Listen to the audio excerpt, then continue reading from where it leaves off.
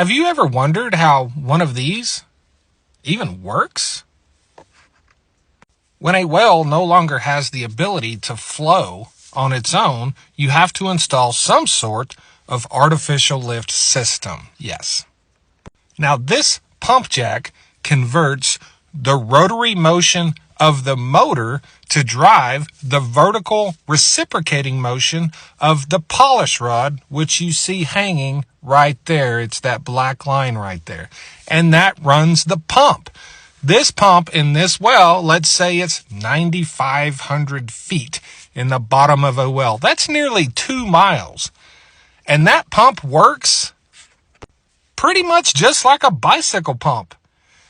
Yeah, except the fluid comes out of the top of the pump instead of the air coming out the bottom of the pump. And this is the inside of the pump when it's working. The pump goes down, the bottom ball seats. When the pump goes back up, the bottom ball comes up and allows fluid to come up into the pump. And how do you connect the pump jack on the ground to the pump 9,500 feet below ground? With a whole bunch of these rods that are 25 feet long, range from 3/4 to 1 inch in size. If you get fiberglass rods, they can be a little bit larger. But these rods are small. They're like this big. And you have to understand something. Over the course of a year, this pump jack will go up and down 3 to 4 million times. And what that means is you have hundreds of these little tiny rods moving through this well millions of times a year.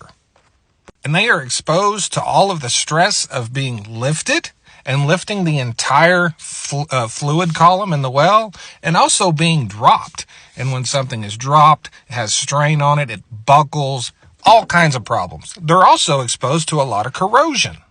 So you see these red things right here going round and round? Those are giant counterweights. And when the weights are on that side, they're preventing the pump jack from falling too fast by countering the weight of the rods in the well, which weighs 6 or 7 tons. And when the weights are on the left side of your screen, they are assisting the pump jack to lift those rods that weigh 6 or 7 tons.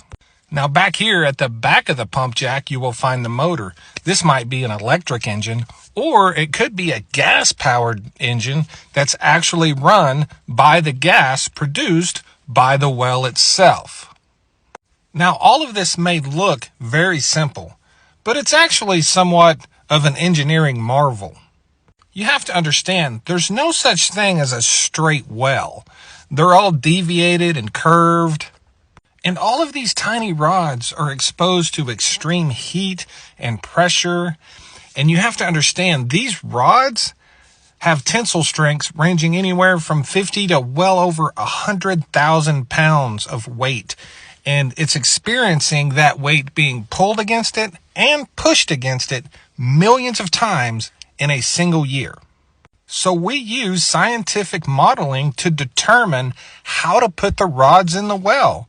You'll have what's called a tapered string. You'll have some 1-inch size rods on top, maybe some 7/8 in the middle, and some 3/4 inch rods on the bottom. And some of these rods have these guides on them, and these guides prevent the steel from the rod from rubbing against the steel in the pipe in the well, which can either wear a hole in the pipe in the well or snap the rod in half.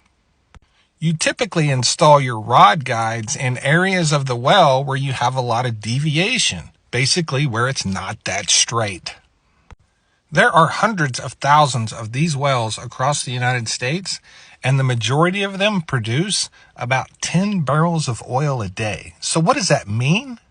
On a 10 barrel a day well, every time this goes up and down, it produces 0.05 gallons of oil. Probably not as much as you thought, huh? No. But if you do that 3 million times over the course of a year, you end up with 10 barrels of oil a day, or 3,650 barrels of oil a year. And if you can keep that well running without spending too much money, that's a nice little profit. Thanks.